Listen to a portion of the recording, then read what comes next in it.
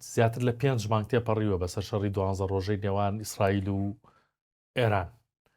بەڵام کاریگەریەکانی هەرماوە ئەو شەڕە 12 ڕۆژە و نولانەکان هەر بەردەوامی هەیە. دوای پەرسەندەکان چییە لە نێوانم دوو وڵاتە؟ ئێران چۆن خۆی ئامادەکات؟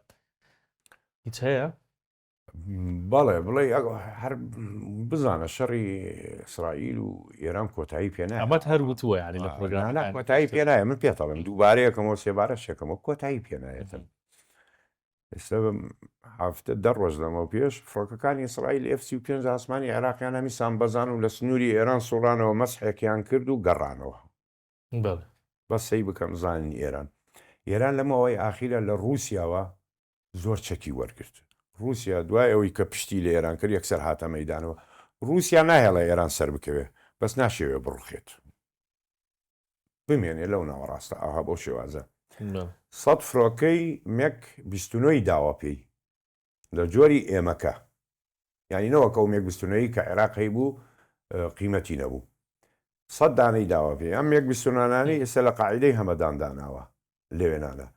هەتاکو پێش چەند ڕۆژێ فڕۆکەیە لە بان تەهران فڕی سوپەرسۆنیک لە دەنگ سەریعتر ڕۆیی لە دوای خۆی شاکە کاتن هەوا دەنگ تەقینەوە دێ خەڵکی تاران ترسیان لێنیشکە دووبارە بووە، بەڵام نەخێر فڕۆکەیە بوو ئەمانە تێستەکەن بۆ شەڕ ئەگەر هاتن کو ئامادەکاری ئەمانەی لە هەمەدان داناوە لەوێنانە لە مەتاری بڵین مەهراباد لە تەهران سیخۆی 34 وەرگرتووە 4 4 دانەی وەرگرت سیخۆی 35 بوو بووە بڵێ 4 دانەی وەرگرتووە. سیخۆی 35 توانای ڕوبەڕوونەوەی F-16 و 15 و F-35 شەیە ئەگەر ڕادارەکەت بەقوت بێتن بە ڕاداری ئیساوەیە.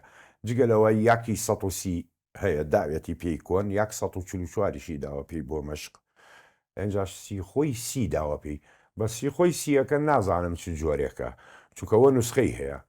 بۆ نمونە سیخۆی سی کە دای بە چین ڕووس MKKە، بەڵێ نوسخەی هیندستان MKIە، نوسخەی خۆی SM 1 و 2. ئایا نوسخەی هندی داوە بە ئێران یان نوسخەکەی خۆی داوە پێی؟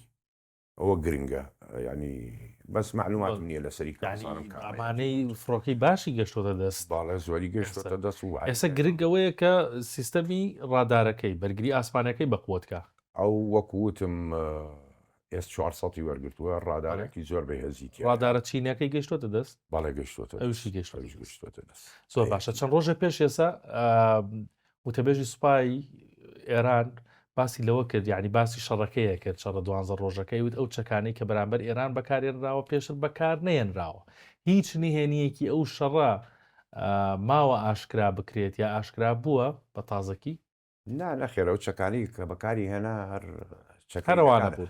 بەڵێ بەڵام تۆ ئەو باسەکاتن ئەڵێ چەکی تازەی بەکارهێناوە. F-35 لە شەڕێکا بەشداری کردووە تاکو ئێستاکە دروست کراوە، بەشداریشی نەیکردووە. یعنی تەنها لە شەڕی ئێران ڕۆڵی خۆی بینی. ئەگەر باسی غەزە بکەی لوبنان بکەی ئەوانە هەر وڵات نییە، یعنی F-35 ئەگەر بۆ تێست قەسفی کردبێتن لی دابێتن لەبەرەوە باسی ئەواناکە ئەو بۆمبانەی بەکاریان هێنا هەمووی ئەتێ مسەیەرات و بۆمبی تەقلیدی بوو کە بەکاریا هێناتە، نیش پەیوەندی بە چەکی تازەوانە نییە. B2 سپیرت قاسیفە استراتیژیەکان لێیدا 36 ساعت بە ئاسمانەوە بوو، شتێکی سیر بوو، ینی ئەو ڕێگای بۆ بڕێ بگەڕێتەوە. ئەو بۆمبانەی بەکاری هێنا لێیدا ئاستا ئەوانە بەکار هاتووە و زۆری ئەو چەکانە هەل لە کاتی عێراقیشا لە 2023 و لە 91 بەکار هاتووە و لە زۆر وڵاتان چی بێنی شتێکی وا پێشانەدا کە ئێمە بەرەو ڕووی ئەمریکا ئەو هەموو چەکە تازە نوێی هەیە، بەڵام ئێمە خۆڕاگرین. زۆر باشە.